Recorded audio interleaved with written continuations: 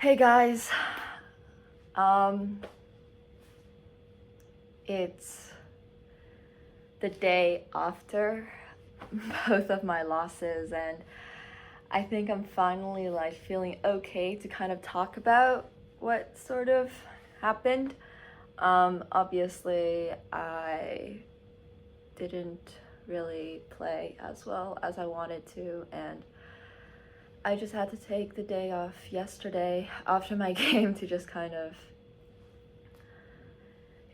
let it sink in what happened, that I'm out of the World Cup after the first round, and just sort of accept the fact that I lost. So, uh, this is obviously still really fresh on my mind, and it hurts a little bit to talk about it, but kind of is what it is. That's what playing tournaments feels like. I'm sure many of you guys who have played competitions before or participated in any kind of competition, not necessarily just chess, can kind of relate how it really hurts like the first little bit, and then it gets a little bit easier. But you know yeah, definitely wasn't doing too well yesterday, but today I feel like I'm a little bit more just let it sink in.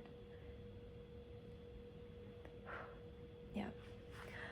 Okay, so in this video I'll be analyzing my first game, the game in which I played black against Vaishali, and that game was especially, I think, kind of grueling because it was a 5-hour game basically, and I wasn't like winning at any point, but I was losing, and then I fought so hard, and I thought I could get the draw, and the draw was within grasp, but I just didn't play well enough to find it. So yeah,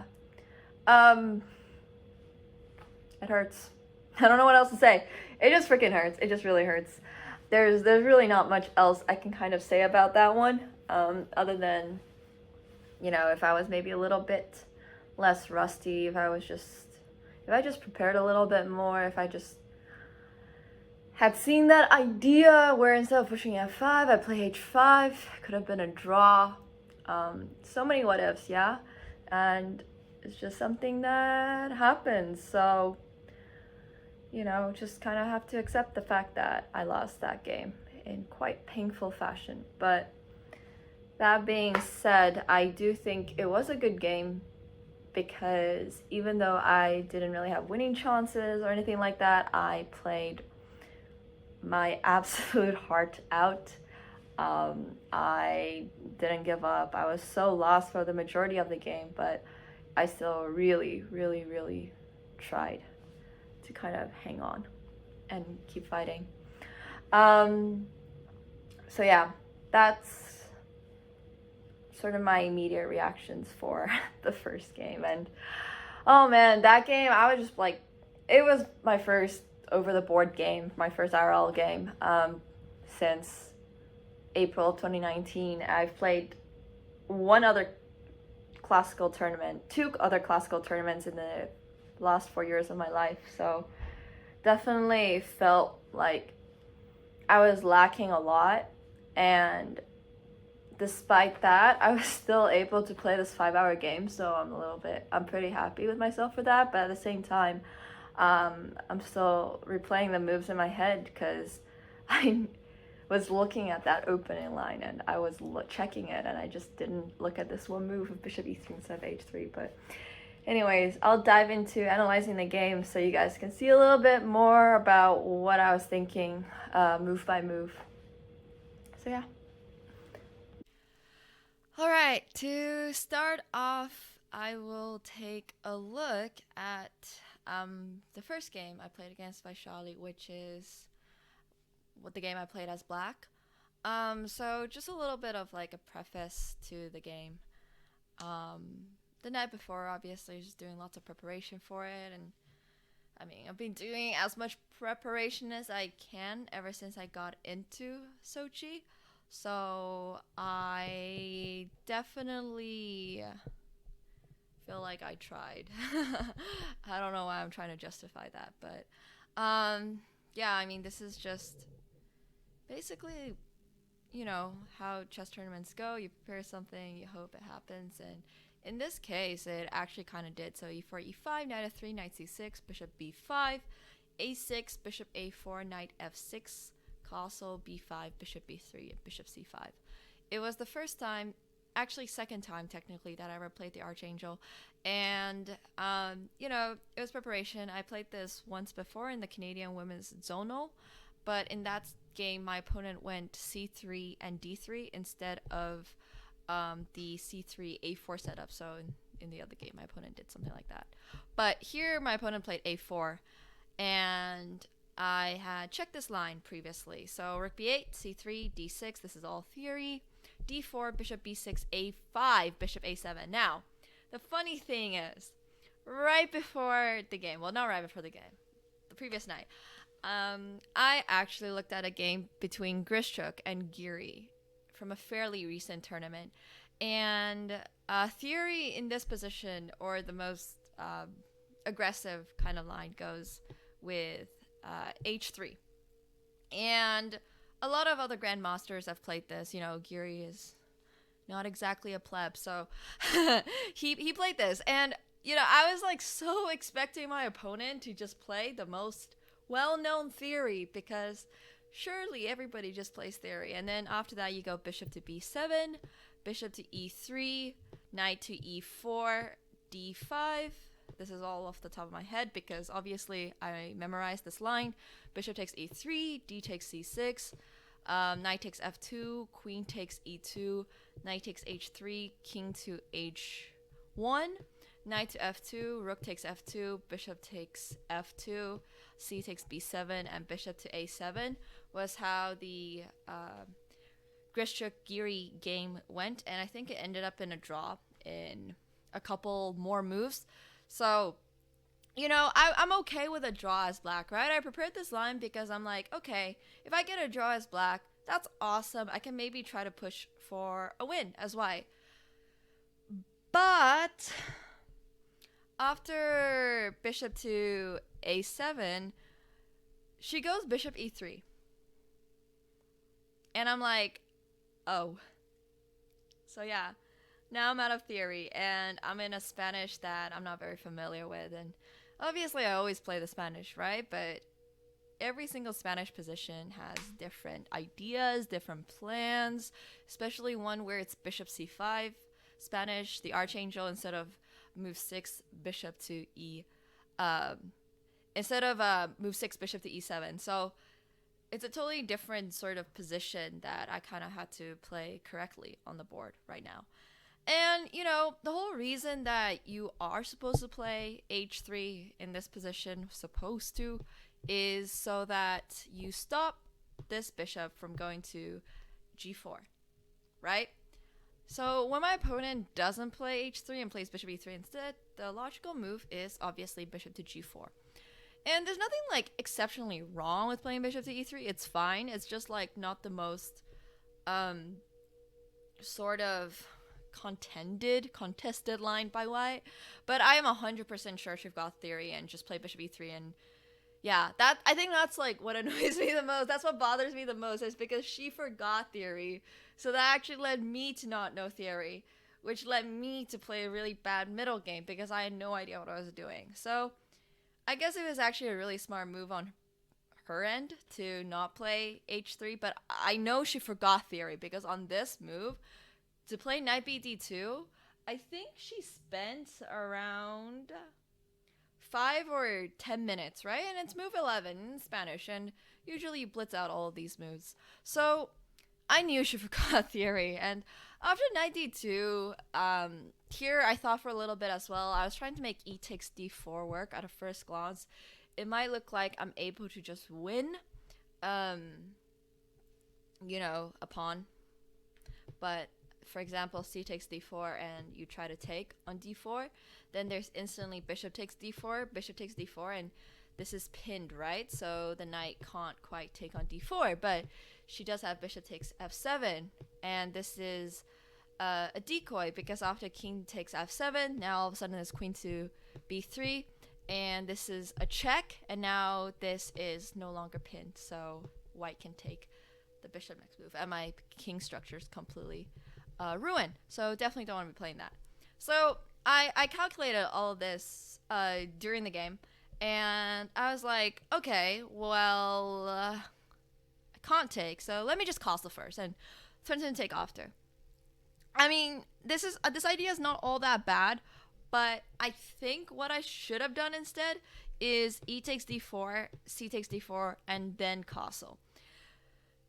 The idea of this is not right. Like, I want to really capture the d4 pawn. I know, objectively speaking, she will just play something like queen to c1 next move, and I am no longer pinning this, and if I take the knight, then there's just knight captures back, and this is defended, and if you try to play knight e4, then there's bishop to d5, and or just take the knight. That's why a lot of these knight takes e4 ideas don't work in Spanish, because of this bishop to d5 idea. So I didn't play this because I was like, I don't really have a good chance to. I just saw lightning outside. I don't really have a good chance to kind of win any of these pawns. So why would I take it, right? Like, you want to keep center tension, but the problem with the way I played the game is that my position got really close really quickly. Here was another chance for me to take on d4. It got close really quickly, and then things started really going downhill. So did not have a good grasp on that close position that it resulted. But here, should have definitely played e takes d4 after, if c takes d4, kind of like in the other position we saw. Then now I can play rook e8 with quite a lot of pressure along this e file. And if she takes with the knight, then I can take as well. And then, for example, if bishop takes, I can play bishop takes. Or c5. c5 also looks really good. And I think this is actually like quite playable. It's going to become a very dynamic sort of position, and I like it. But yeah. Playing this close position was very painful. So my opponent plays d5, and then after bishop takes e3, queen takes e3, knight to e7, she plays c4. And all in all, like, the eval bar is like, this is not bad for black. Yeah, it's not bad, objectively speaking, but the move I play now was such a big positional blunder. It just cost me an entire game, basically. I just played b4 here. I closed up the position and just gave my opponent all the chances to attack me, because I couldn't do anything. Like, the position is so close. So yeah, here I should have taken on c4, and after bishop takes c4, I thought that the a6 pawn is really weak. And I was thinking rook takes b2, but after rook takes b2, this is probably just completely awful, because after bishop takes a6, now she has this very far advanced pass pawn, and that's super uncomfortable. And if I just try to like passively defend my a6 pawn with, for example, queen to c8, I was gonna run into like queen to d3, and she would still go for this pawn. So I thought this was like a little bit uncomfortable. But the trick is, you don't have to always be that passive. You can play something like c6 in this position. And if the opponent takes on a6, then you can take on d5. And all of a sudden, this is freaking amazing for black, because you get all the center, and it's just a good position. You're active. You are not going to let your opponent promote, because this pawn is still quite far in order to support this one. And this one, obviously, the promotion square is controlled by like 3 pieces right now. So this is how I should have approached the position. Now, when you don't play chess over the board for a certain number of years, what happens is that you start really sucking at positional chess, because all my games played online are faster time control, and you don't have like the luxury to spend 15 minutes thinking about all this stuff, right? I mean, b takes c4 is not that difficult of a move, but it was just like the fear of my opponent having this far advanced pass pawn, and just me not seeing like this idea that c6 and c takes d5 gets me plenty of compensation. I just didn't think about that. So here I played b4 because I was like, okay, next move I'll play knight to d7 and knight to c5, and looks like it'll be fine, right? But sadly, that is not how chess goes, and that is most unfortunate. You see, my opponent can make a move in this position, and she instantly plays c5, and I don't have the time to put my knight on c5. So I play knight d7, she takes on d6. Now I have a permanently weak d6 pawn, which is most unfortunate, and you can see how she takes full control of this. So bishop to a4, rook to b7, and knight to c4. She's attacking d6 now. I play queen to b8 in order to defend, so my rook is holding onto my knight, my queen is holding onto this pawn. Everything is going to slowly crumble. Bishop c6, rook c7, knight takes d6, rook d8. And I think it was like after rook ac1, I just felt like really hopeless. This position felt awful to play. I was like, man, I really traveled however many thousand kilometers is this Russia, you know. I really traveled all the way to Russia to play in the World Cup, and this is the first game I play. I was like just so embarrassed. I was like, man, it would feel absolutely terrible. I'm like the first person to leave the playing hall, and just, yeah. So, I mean, obviously that was going through my head, but when you're playing a game, at the end of the day, right, you're not lost until you're actually lost, until you've gotten checkmated or you finally resigned. So I was like, I'm gonna keep fighting. This sucks, but I don't want to be the first person to leave the playing hall. I want to, you know, kind of prove that I am still competitive, and that's what I decided to do. So I play knight f6, just attacking the d6 knight and trying to play knight takes c6 at some point. So queen to b6 was an amazing move because I can't take the knight on d6. She has queen takes b8. And if I take the queen on b6, then she has a takes b6. And if I play rook d6, then obviously this pawn takes c7. So, yep, not fun. Her tactics is obviously amazing. So instead what I decided to play is bishop takes f3. After g takes f3, I go knight g6. And the idea is simple. I mean, there's not much I can do, right? So I'm just going to go knight f4, take this pawn, maybe threaten this fork, and just kind of pray. So rook takes b8, rook takes b8, bishop a4, rook takes c1, rook takes c1. I play knight f4. And this endgame is so lost, man. This endgame is so lost for me. I mean, she has this pass pawn on d5, which is really good. I'm going to go for an h3 pawn. An h3 pawn. I mean, does she care about this pawn? Usually the answer would be no, because most of the, like, she's gonna like go for my a pawn, and then she'll have two pass pawns that are really advanced. But you'll actually see from the game that what I did kind of ensured that I had fighting chances. So after knight c6, I play knight h3, king f1, rook a8, just to defend the a6 pawn. And she plays bishop to b5. Really fancy move. Really fancy move. I do not think she needed to play this move. Pretty sure she was winning in like every other way possible. I think she could have just, you know, slowly gone for the a6 pawn, but bishop e5, I respect that. Maybe like knight c4, just going for this pawn, and then maybe kicking my rook out and just supporting this pawn push. You know, anything is winning here. Just push that pass pawn when you have one. But she goes bishop b5, and it's a cool move. And she obviously calculated it like by force. Like by force, she was like, you know, surely I'm gonna promote, right? So a6, knight f4, I'm up a knight now, but she has two pass pawns that are like two moves away from promoting, and that is not fun. So rook c8, rook takes c8, knight takes c8. She got rid of the rook that was in front of the pass pawn, so now this pawn is on its merry way. So I go knight to e8, and you might be asking why not knight takes d5. I think she has knight to e7 here, and if knight takes e7, then all of a sudden there's a7, and just promotes, because I don't actually have a way to defend against promotion. So that's why I couldn't take that pawn. Instead, I go through the route of knight e8, sorry. She plays d6, I play knight e6. The idea is very simple, right? Like stopping this pawn from promoting, and also need to somehow stop this pawn from promoting. And the only square I can do that from is the c7 square, so that's what I try to play for. So after a7, knight 8 to c7, d takes c7, knight takes c7, knight to b6, king f8, a queen, knight takes king e7, knight c7, king d6, knight a6, and b3. Here I actually think I had a drawing chance. So knight to b4, king to c5, knight to d5, f5 was a really terrible decision. So here I have, how many pawns do I have? I have 2 pawns for the knight. One of them is doubled here, and the other one is this pass pawn on the H file, which is a very kind of like far pass pawn, so it makes it a little bit more difficult for my opponent's knight to defend against that. But here I could have drawn the game. And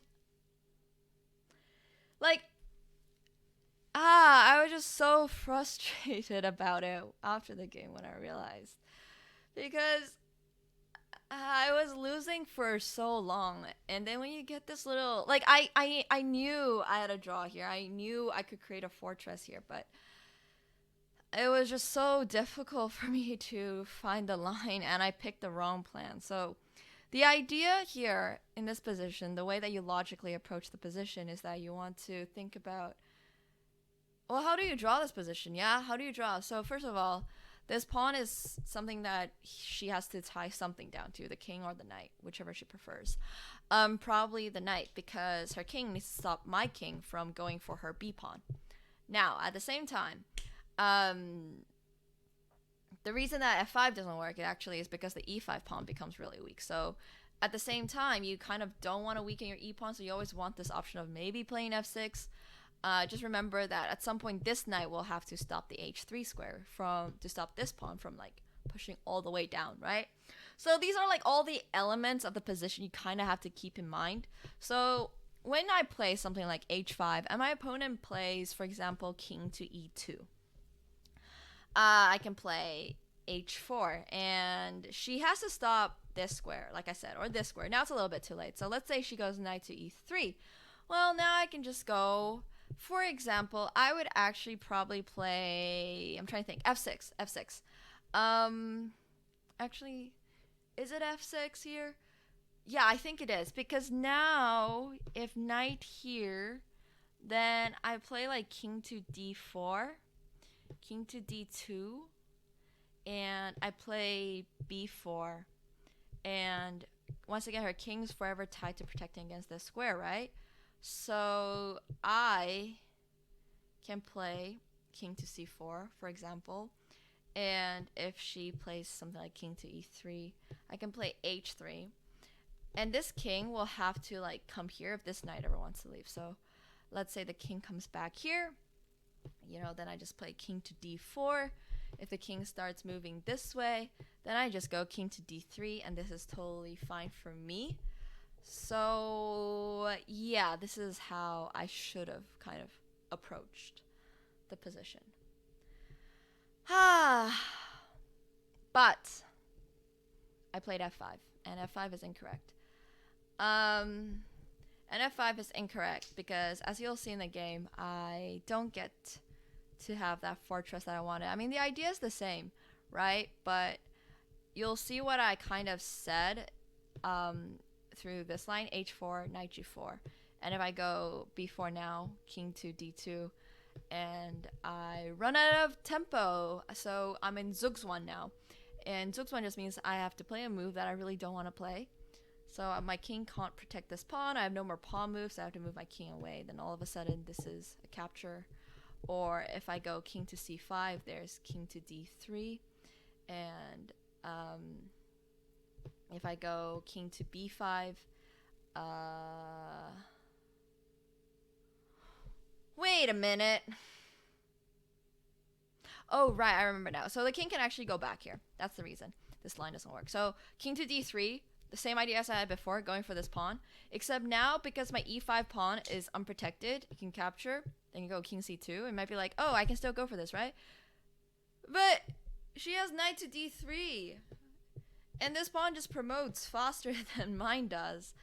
And additionally, she can also just play knight to c4, and this pawn will also promote. And this pawn is never going anywhere because the king's just going to defend it.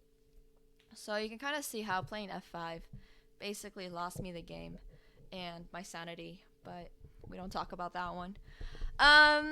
So yeah, I mean, after this, I'm just forced to play g4 and try to, maybe if I swap off enough pawns, it'll be a draw. But sadly, I get in Zugzwang again, and with the king opposition and no pawn moves to kind of, just make, I have to move my king back somewhere, and then she'll have king to d3 and be able to attack this pawn. So yeah, this game was rather brutal, but I tried. I fought so hard. I mean, it was a 5-hour game, and we got to the second time control and everything. And yeah, I tried. That's really all I can say about this one. Obviously, it's never fun to lose, but still a good game in my opinion. Definitely try my hardest, and sometimes that's all you can really do.